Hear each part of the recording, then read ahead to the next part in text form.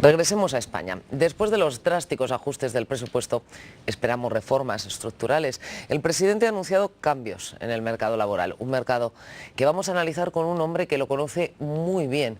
Es profesor del IES, Sandalio Gómez López Egea.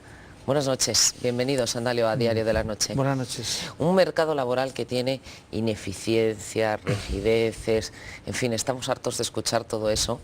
Vamos a buscar soluciones para dar ideas a los que tienen que tomar una decisión de una vez por todas.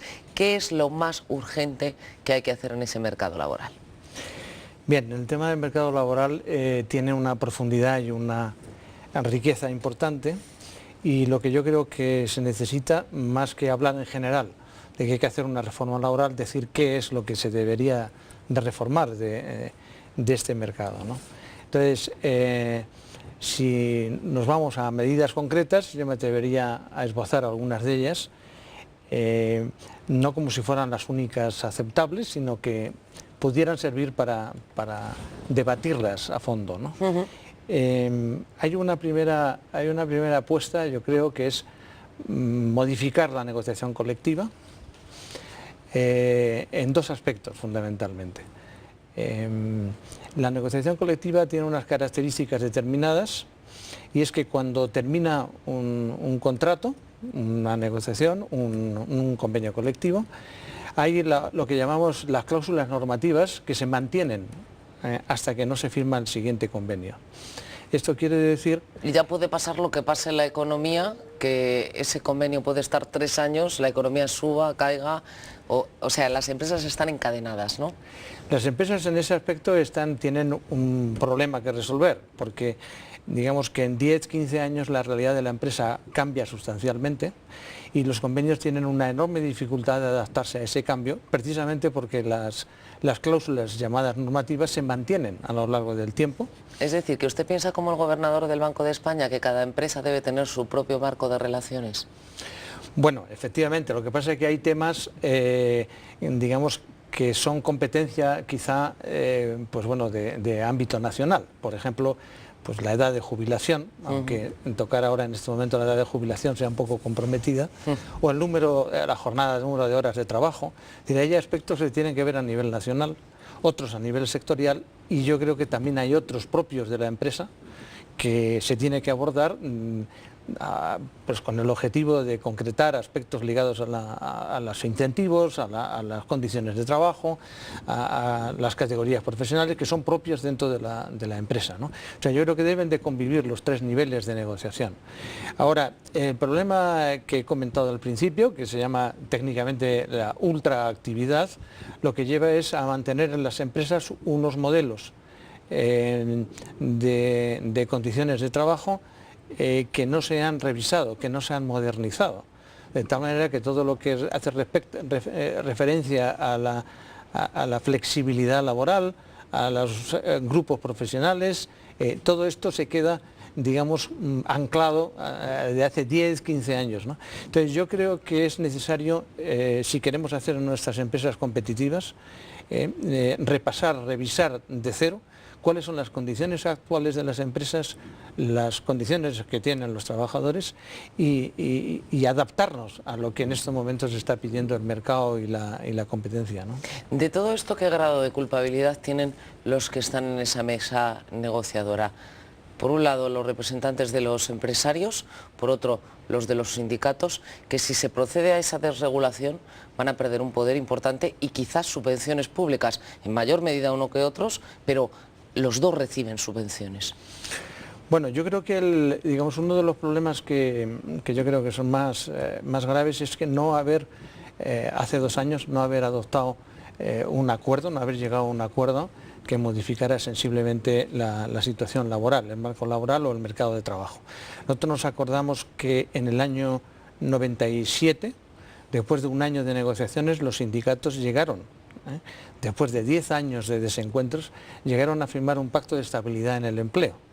En unos momentos en que la situación económica era muy difícil, había que tomar medidas complicadas. Bueno, fueron capaces de llegar a un acuerdo. Lo que no podemos hacer es estar 2 años con un diálogo social que no se acaba nunca, con unas decisiones que hay que tomar que se retrasan, de manera, a mi punto de vista, injustificadas, porque son medidas además estructurales, no son medidas que necesitan tiempo, y que lo que tienen que generar es un clima positivo, ¿no? de cara a que el inversor conozca unas reglas del juego que le permitan competir con Europa. Es decir, yo creo que el retraso en abordar en serio la reforma laboral es muy, muy grave, y creo que cuanto antes se debería de llegar a un acuerdo o el gobierno legislar. Habría que tomar decisiones para aligerar de costes el trabajo, el factor trabajo, como bajar las cotizaciones sociales, como penalizar de alguna manera o no bonificar el desempleo. Bueno, efectivamente aquí hay alguna serie de temas muy importantes que abordar, como son, por ejemplo, el coste de la seguridad social. Nosotros hemos hecho un estudio comparativo con todos los países de Europa de 7 o 8 variables, entre las que entran el coste de la seguridad social, y entra el desempleo, y entra el despido, y entran los contratos, etcétera, ¿no? Entonces es evidente que nosotros estamos en la parte alta del coste de la seguridad social. Es evidente que, no sé si 2 puntos, 3 puntos o 4 puntos, pero deberíamos de adaptarnos para poder competir en igualdad de condiciones con el resto de los países de Europa. Esto yo creo que es una medida, a mi juicio, que debería de tomarse, ¿no? Además, está el seguro de desempleo. Entonces, creo que nadie discute que tenga que existir el seguro de desempleo. Lo que sí que resulta un poco asombroso es que estemos pagando pues más de 30.000 millones de euros al año por no hacer nada, es decir, a cambio de nada.